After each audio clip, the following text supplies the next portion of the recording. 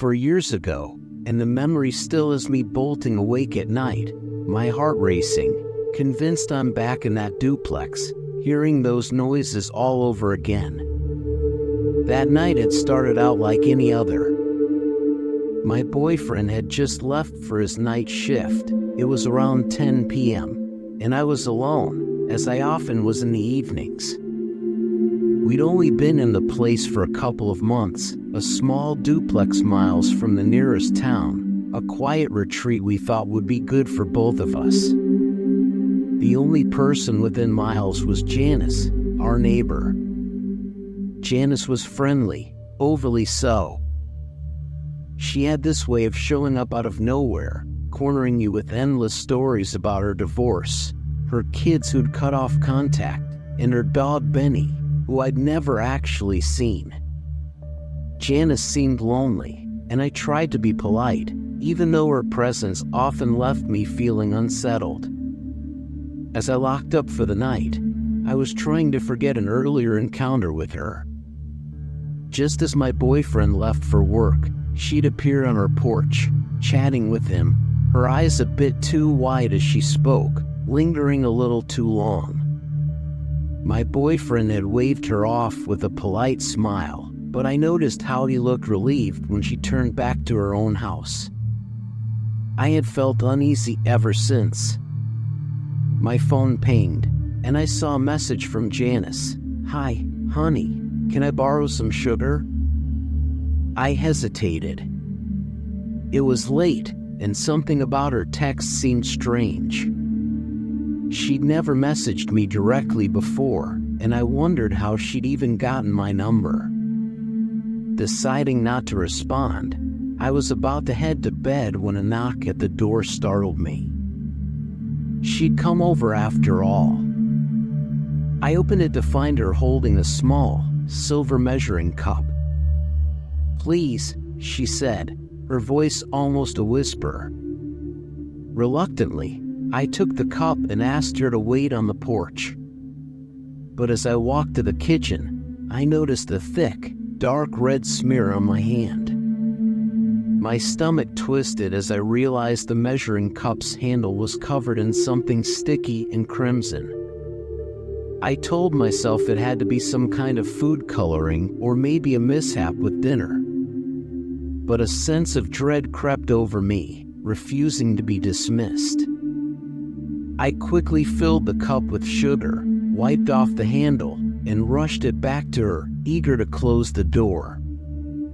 She thanked me, flashed a strange, lopsided smile, and shuffled back to her house, leaving me feeling more rattled than I cared to admit. As I tried to shake off the encounter, my phone buzzed with another message, a group text from friends.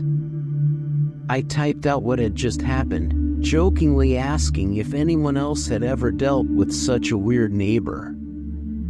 As I was about to hit send, an agonized yelp cut through the silence. It sounded like an animal, a dog, maybe, and it was followed by a raw, guttural scream from Janice's direction. I froze, the hair on the back of my neck prickling. The scream echoed in my ears, filled with pain and something unhinged. My hands shook as I dialed my boyfriend, but the call went straight to voicemail. Cursing our unreliable cell service, I tried to rationalize what I'd heard. Maybe Benny was sick and Janice was just overwhelmed. But something deep down told me it was more than that. Before I could convince myself further, a crash shattered the silence. It sounded like breaking glass, and Janice's scream grew louder, now tinged with desperate, unintelligible cries. Every instinct told me to lock the doors and stay hidden. But worry for her and the creeping sense of dread compelled me to reach for my phone and dial 911. My thumb hovered over the screen as I heard her voice, faint but frantic, calling, "Help! Please, someone help me!" The urgency in her tone made my heart pound harder, and I fumbled to hit the call button. As I waited, the sounds from Janice's house grew worse. The yelps and screams blended with violent bangs, like someone or something was being thrown around.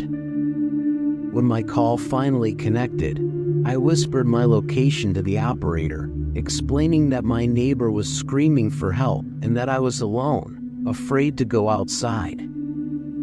Then, a loud bang from inside my own house made me jump.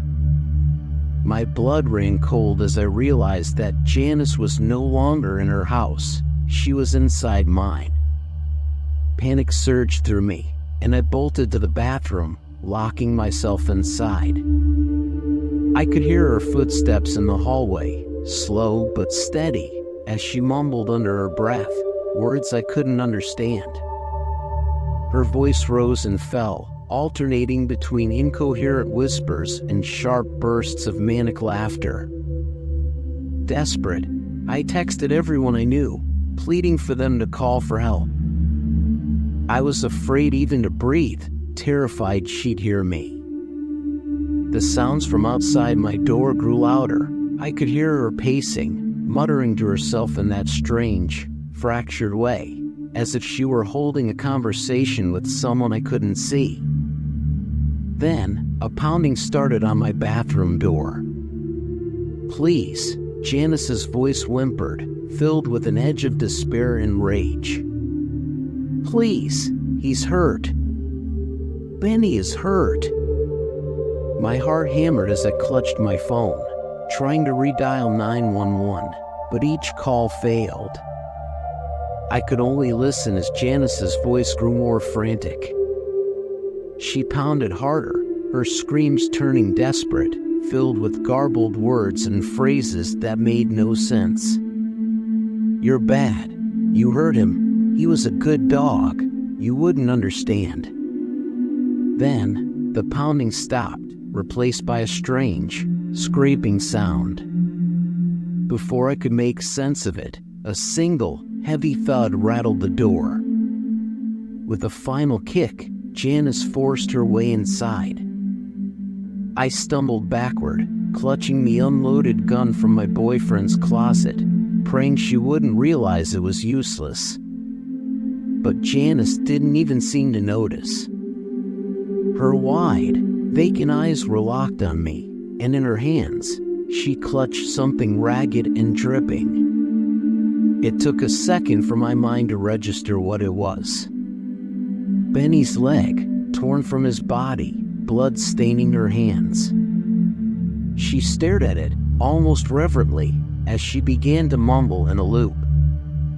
"He was a good dog, the very best, the best boy, yes, but he hurt me. He had to. I had to." Her voice trailed off, and she looked at me, as if seeing me for the first time. "You don't understand, do you?" she hissed, her voice filled with a venom I'd never heard before. "No one understands." The wail of sirens pierced the night, and Janice's face twisted, her expression shifting between fury and something almost broken. She looked at me, her eyes vacant, as if her mind were slipping somewhere else. "They're coming," she whispered, more to herself than to me. "They don't understand. No one does." The police burst in moments later, pulling Janice away as she clutched Benny's leg, her voice trailing off into incoherent murmurs. She didn't fight them, just muttered to herself in an endless, feverish loop. They escorted her out, and I finally collapsed, every muscle in my body limp with relief and exhaustion.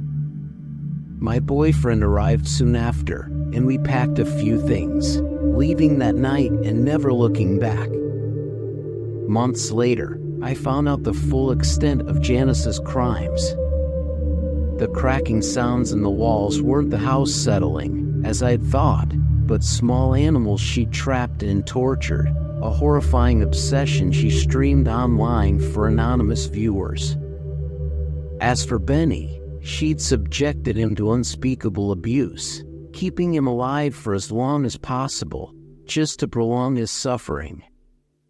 The police told me she was found guilty of animal cruelty, though her mental illness spared her the full punishment.